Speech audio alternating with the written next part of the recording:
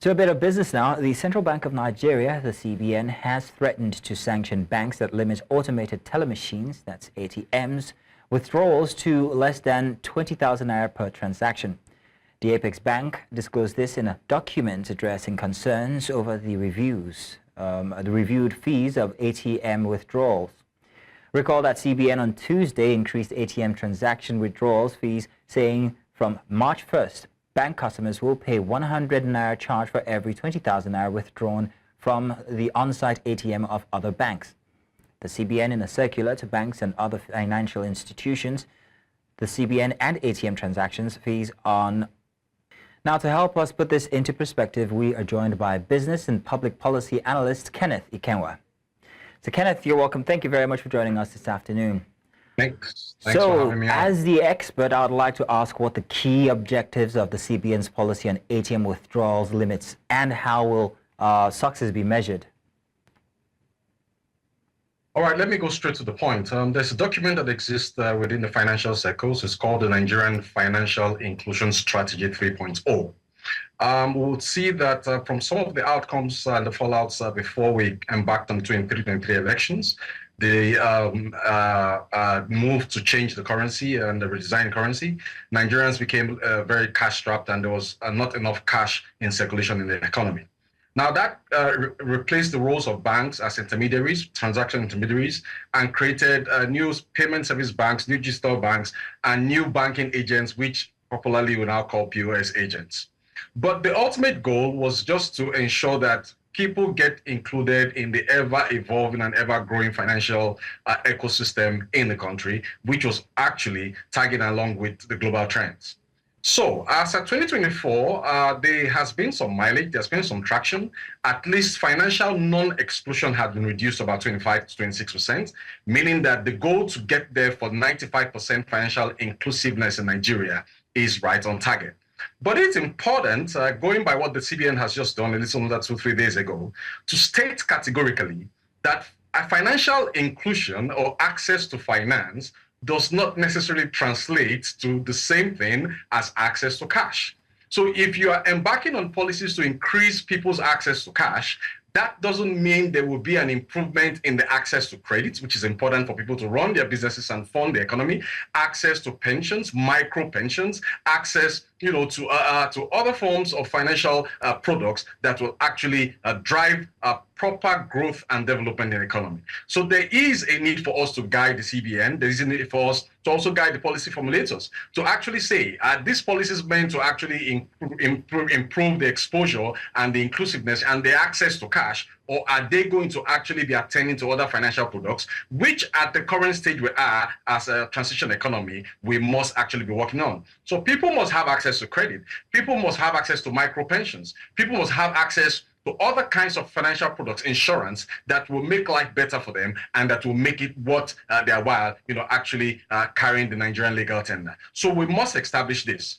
On the one hand, financial inclusion is being deepened, financial exclusion is being reduced, but the access to finance must be spotlighted as against the access to cash. And I hope that all pegs and all irons will be in the fire to ensure that we streamline this and get this right for Absolutely. The benefit of the growth and the development of the Nigerian people. It's all of our duties, but let's think economy now. Let's think inflation. Let's think employment. Let's think economic growth. What is the expected impact of the increase in ATM withdrawals on these factors that I've just mentioned?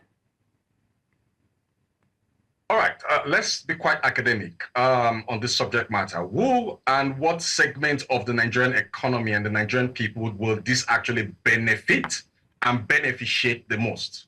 We're talking about a group of people, a segment, a sector in the Nigerian economy that we refer to as the informal economy. Now, the statistics, let's play with some data here. The statistics says, all right, accurate or inaccurate, but at least around some center of certainty, that in the Nigerian economy, the size of the Nigerian economy, the informal sector actually maintains a space of about 78 to 83% of the Nigerian economy.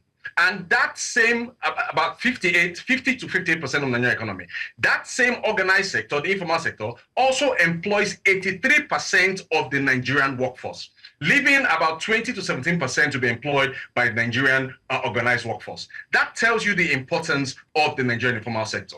So who are these people? These are small businesses. These are micro businesses. These are people that do not have formal work, but are productively engaged in some form of commercial economic activities that helps them to earn a living every other day. So the real target will be that those in the informal sector who need this petty cash to run this and run that, to buy this and buy that, to recapitalize their businesses, between 20,000, 50,000 can easily have access to that.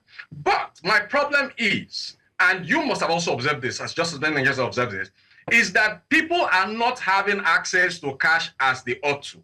Because what happened in 2023 created a new set of intermediaries, which we'll call POS agents. I will have wanted a situation whereby the bankers and the chief bankers and the bank regulators will look into how we can reduce the interventions of POS agents, because these people have a way of getting money from these ATMs, getting money from banks, and going back to their different stores and reselling this money to Nigerians. So people are now used to patronizing POS agents as new intermediaries in the financial ecosystem as against going to ATM banks. So the question is, what will the central bank do about this contradiction? So if we start talking about inflation, the issue of inflation, if there's more access to cash and more liquidity, as long as it is limited within the circle of that informal space of the economy, no, there won't be any problem, because those people actually need the money to do for their working capital and to run their petty businesses. But the real issue is, if those people don't have access to the money and they have to go and start getting money from resellers, that is where the problem keeps coming in. That could have a negative bite on the economy, a negative contraction on the economy, and then people will not be as productive as they ought to be. So too will businesses not be, as well as households not having access to that income, to those cash. That means they will not be able to get as much as they want to get, and that slows down the economy. Oh, Kenneth, that was much more than just being academic. That was a lecture, but very nicely put. And to your mention regarding the relationship between POS operators and banks, you did mention the word sell. Isn't it illegal to actually sell the Nigerian, to sell the Naira? Okay, for better want of expression, maybe we shouldn't say they are selling the Naira. But that's what it is. They are actually, in effect, selling it. I mean, if I need to get 10,000 Naira and you are telling me that my charges will be 300 Naira, and I still go to my ATM and I use the ATM for a particular bank which I bank with, and I'm able to collect the same 10,000 Naira free of charge. That means some form of transaction is taking place, and I have to part with some charges to be able to get that amount. So I don't know, maybe we shouldn't say sell. Maybe that could offend some parties or some sensibilities of some people. Maybe we should say the Naira is being treated away from, the regulated, the established quotas for actually trading the Naira. Well, Kenneth, whether you trade or you sell it, to use the Nigerian palace, you tie a rope to a goat or you tie a goat to the rope, it's still the same thing. But in any case, what are the potential... So if I have to be academic, I would say the Naira is being traded within the boundaries of Nigeria. That is a problem with the CBN, and I want Dr. Cardoso to address that, because those in the informal sector are being affected, as well as households. We're talking of microeconomics here, and not just macroeconomics. Yeah. Fairly well put. But what are the potential risks of this regulation? What are the challenges associated with the policy, and how can we, or how can the regulators mitigate these risks, if there are any risks or challenges? Well, I think my familiarity with the duties and the CBN Act and what the CBN has been doing in the last 10 years, I'll give them a pass back of at least above 50. What can they actually do to reduce the risk and mitigate the risk within the sector and reduce the fraud that you find very, very pertinent or very, very popular within the financial ecosystem, banking sector as it were? I think it's to do more regulation and to have more of this regulatory oversights and functions decentralized. But one important thing that I find as a lag in the regulatory oversight functions of the CBN is the fact that ordinary Nigerians and other stakeholders like yourself and myself may not be carried along in this bid to actually sanitize the system and do the housekeeping that the president did refer to on May 29 when he was sworn in Abuja. What am I talking about? I'm talking about a situation whereby ordinary customers like yourself or myself and the teeming millions of Nigerians out there who are not billionaires can have the access online real time as quickly as possible to report any form of customer maltreatment or any form of customer improper engagement that they experience with financial intermediaries, not just banks, be they POS agents, be they fintechs, be they digital banks. A lot of things are happening in the system. And it's important that we create the awareness of this. For instance, within the banking financial inclusion ecosystem, we have a couple of people that are running loan apps. And these people actually have their way of embarrassing Nigerians. And I did a study on that 2 years ago, where some Nigerians have even gone ahead to attempt to terminate, their breath, just because of the kind of embarrassments they receive from these loan apps and these loan sharks. So we need more regulation, we need more oversight, we need more people in the system, and we need more competitive intelligence gathering within that sector. Once that is done, and once stakeholders are engaged and stakeholders are allowed to have a say, I think we'll see a banking sector, banking system, an ecosystem that will be rating, at least across the world, if not in Africa, among the best 20 sectors in the global banking financial system.